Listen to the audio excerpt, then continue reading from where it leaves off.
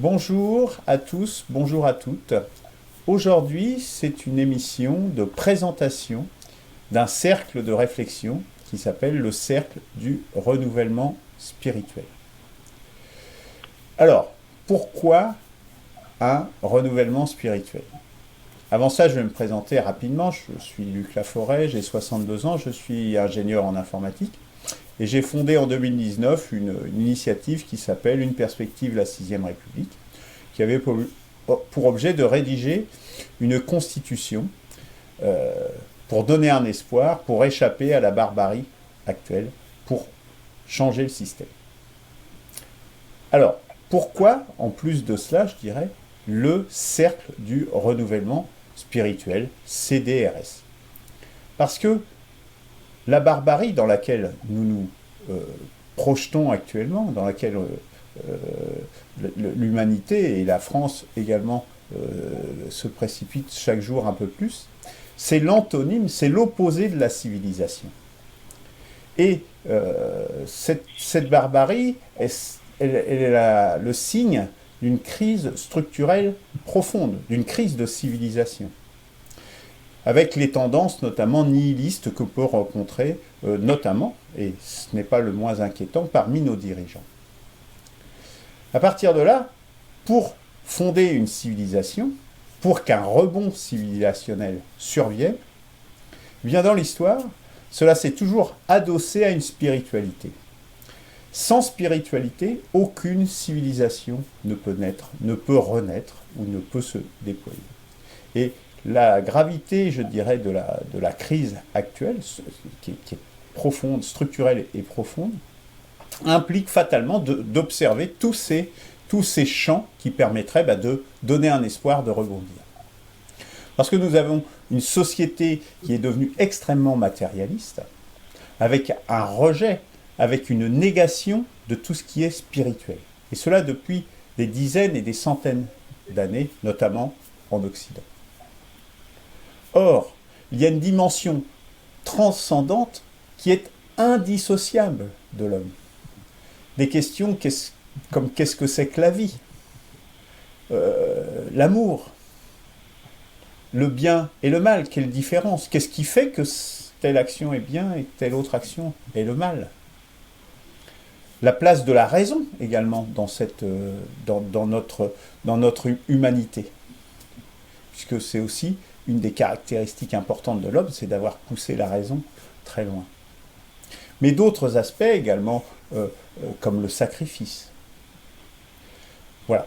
Je ne vais pas tout détailler là, mais on voit bien qu'il y a ces questions transcendent et traversent l'humanité depuis tous les âges. Et donc, c'est à ces questions-là qu'il convient de prendre à bras-le-corps aujourd'hui. Et ce cercle, c'est pour confronter nos approches à d'autres avis, puisque nous avons tous trois aujourd'hui des approches différentes et extrêmement différentes. Et c'est ça qui est intéressant, justement, c'est un espace de débat, de confrontation, d'émulation pour que de nouvelles idées, de nouveaux mythes puissent surgir. Parce que nous avons besoin justement de donner du contenu à cette spiritualité, parce qu'il y a des spiritualités aujourd'hui, ou des pseudo-spiritualités plus exactement, qui se déploient dans le monde actuel, mais justement elles sont pseudo. Il faut une vraie spiritualité qui ait une profondeur d'âme importante. Donc au fond, moi j'ai fait, comme j'ai dit tout à l'heure, une perspective, la 6ème République, c'est-à-dire une initiative essentiellement politique. Mais cette initiative politique, c'est un nouveau modèle de société, mais ce modèle de société, il faut qu'il ait un arrière-fond. On n'a pas, comme on le disait, si on veut refonder, rebondir en termes de civilisation, il faut qu'il y ait un arrière-fond, et un arrière-fond fatalement spirituel. Et donc, c'est ce à quoi, je dirais, le cercle du renouvellement spirituel, va essayer d'œuvrer à donner des éléments pour soi, parce que nous en avons besoin aujourd'hui. Car les religions, toutes les religions, sont actuellement en crise. toutes les spiritualités. Il y a des nouvelles spiritualités, mais sans vraiment qu'il y ait un courant, je dirais, qui emmène largement les peuples. Et puis, nous en avons besoin aussi, car l'hypermatérialisme, qui nous amène aujourd'hui à l'abîme, dans différents domaines, mais dont un qui n'est pas des moindres, c'est le transhumanisme, c'est-à-dire la négation de l'homme. C'est un des aspects, mais c'est un des aspects très importants, puisque la spiritualité place forcément l'homme aussi au milieu du cosmos. Aussi, c'est pourquoi nous avons décidé, à mon initiative, c'est pour ça que je présente aujourd'hui, de créer ce cercle du renouvellement spirituel, dont nous avons fixé le but suivant. Légitimer et donner de la substance à un renouvellement spirituel. Apporter à la fois universel et spécifique. À partir de l'étude de la spiritualité et de son état à notre époque et en ce monde. Voilà, j'ai été assez bavard jusqu'ici pour introduire cette initiative, ce cercle de réflexion. Et je vais donc passer maintenant la parole à Guillaume Tanneux, qui est donc l'auteur de la chaîne du même nom, hein, YouTube, sur YouTube, @Guillaume Tanneux, et dans laquelle vous trouverez une playlist nommée Spiritualité. Guillaume, je te donne la parole pour que tu puisses te présenter. Tout à fait, merci Luc. Euh, je suis très intéressé par le projet de Luc d'une refonte de la spiritualité, parce que la spiritualité est, de mon point de vue, quelque chose de central et d'important dans la société et dans l'humanité. Et mon approche est une spiritualité qui veut réconcilier la science, l'approche logique, la raison, dont Luc a rappelé, que Luc a rappelé tout à l'heure, et le monde immatériel. Même si je n'exclus pas la symbolique, et là j'ai peut-être évolué depuis les prémices de l'établissement de ce cercle, entre nous trois, on a commencé un peu à discuter. Mais en tout cas, voilà, moi je veux réconcilier la science, une science post-matérialiste, qui est déjà proposée par certains scientifiques, et la spiritualité. Peut-être la spiritualité non religieuse, en tout cas c'est ma préférence. Après, s'il faut parler de religion, ça sera débattu dans nos travaux, c'est un conte, mais moi je préférais parler de spiritualité au-delà de la religion. La religion est une culture et la spiritualité précède et peut infuser évidemment cette culture religieuse. Euh, de mon point de vue, la nature spirituelle de l'homme précède sa réalité matérielle. Et donc, il est primordial de penser et de connaître cette dimension immatérielle pour établir les bases éthiques, morales, euh, qui se retrouvent certainement dans ce qu'on appelle le droit naturel, bases sur lesquelles devront se construire une société au niveau politique, et donc basée sur une réalité immatérielle, mais qu'on va essayer de définir comme réel de l'homme, sans quoi, si on n'a pas ces bases spirituelles qui précèdent la matérialité, eh bien, il y a un désaccord entre notre nature profonde, invisible, de mon point de vue, et notre incarnation dans ce monde, la politique, etc., tel qu'on l'entend aujourd'hui. Effectivement, comme Luc le rappelait, j'ai déjà fait plusieurs vidéos qui parlent de spiritualité et qui proposent ma spiritualité et qui se retrouve dans une playlist du même nom, Spiritualité. Euh, et voilà pour ceci. Donc je suis plutôt spirituel, mais pas religieux, et je n'exclus pas, je ne rejette pas les religions, même si je peux en être critique, parce que je sais qu'elles sont malgré tout un chemin vers la spiritualité, même si, comme Luc l'a rappelé tout à l'heure, après, il faudra quand même faire l'inventaire et éventuellement la critique constructive de ces différentes religions et spiritualités au sens large. Luc? Merci beaucoup Guillaume. J'ai beaucoup apprécié ce que tu as dit sur cette immatérialité qui précède justement notre matérialité. Je crois que c'est exact. Enfin, je crois que tu as vraiment mis le doigt sur ce qu'il fallait pointer. Donc, je vais passer maintenant la parole à Eberhard Wittich, qui est l'auteur. Alors, donc, on l'a pas en visio. Hein, il a des problèmes de connexion technique. Donc nous n'aurons qu'en audio. Et il est l'auteur d'un ouvrage qui s'appelle Psychologie de la chrétienté, que vous pourrez lui demander ou demander au cercle, nous vous le transmettrons, qui est sous format PDF, et ainsi que d'un autre opuscule plus court qui s'appelle Renaissance. Alors, re-naissance au pluriel, qui est un roman d'amour, mais je laisse Eberhard se présenter maintenant et je pense qu'il en parlera mieux que moi.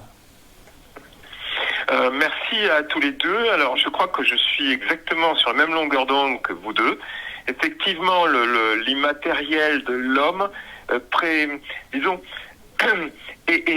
précède ensuite sa volonté matérielle d'organiser une vie. Il faut qu'il ait des idéaux à partager avec d'autres pour qu'il puisse construire, disons, une société.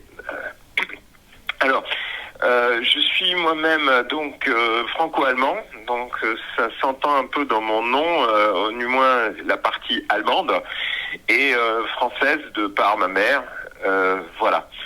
Je suis issu d'un milieu plutôt scientifique, donc biologie et chimie. Toujours travaillé dans les domaines de la chimie, la biotechnologie, la pharmacie. Donc la matérialité du fonctionnement de la vie, je l'ai bien étudié dans ce domaine-là. Par contre, je me suis toujours intéressé de savoir quelles sont les raisons des guerres, les raisons des réunifications, les raisons des problèmes psychologiques entre les êtres humains. Et j'ai fait en fait une analyse qui peut être facilitée parce que je suis à la fois allemand et français. Ça veut dire que je vois un système de l'intérieur, mais ce même système, je le vois aussi de l'extérieur.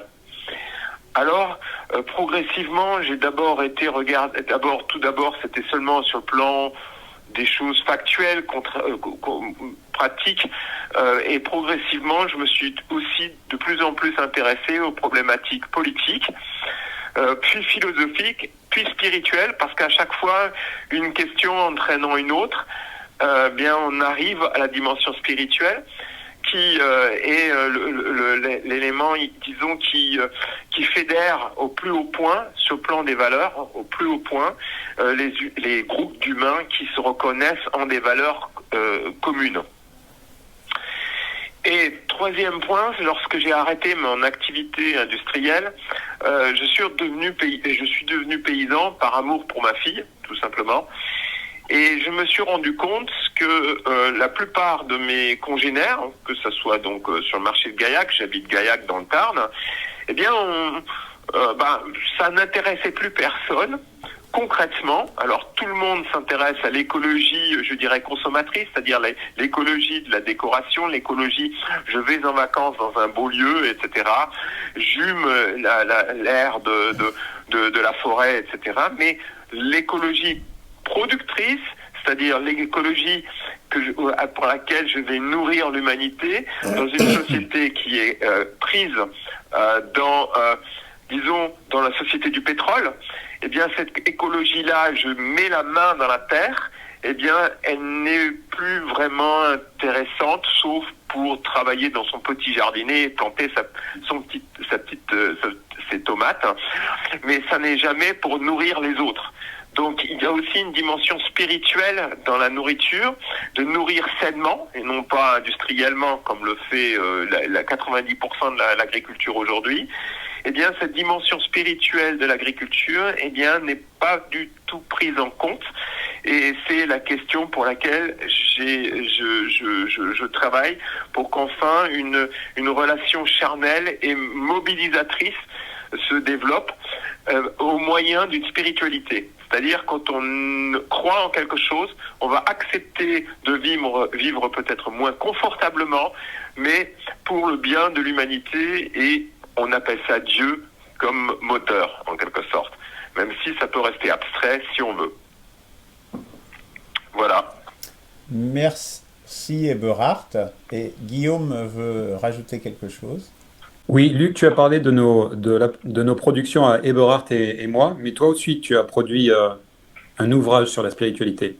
Ah, c'est gentil de me permettre cette transition forte à propos. Oui, effectivement, j'ai produit un ouvrage qui s'appelle Émergence spirituelle, le Tao spirituel, qui est un des volets d'un quadriptyque émergence, et donc qui traite de cette question, puisque un peu comme Guillaume, il me semble important de réconcilier les connaissances humaines que nous avons de notre environnement, du cosmos, et justement la spiritualité. Et notamment, c'est l'objectif de ce Tao spirituel. Et je dirais que il s'appelle Tao spirituel parce que je suis tombé en définitive sur cette notion du Tao, je dirais, je ne veux pas dire par hasard, mais en fait les briques étaient déjà en place, mais en fait je me suis aperçu que ça existait déjà au moins en partie de façon très importante qui correspondait à cette notion de Tao. Et donc j'ai continué et je dirais, déployé dans la situation actuelle.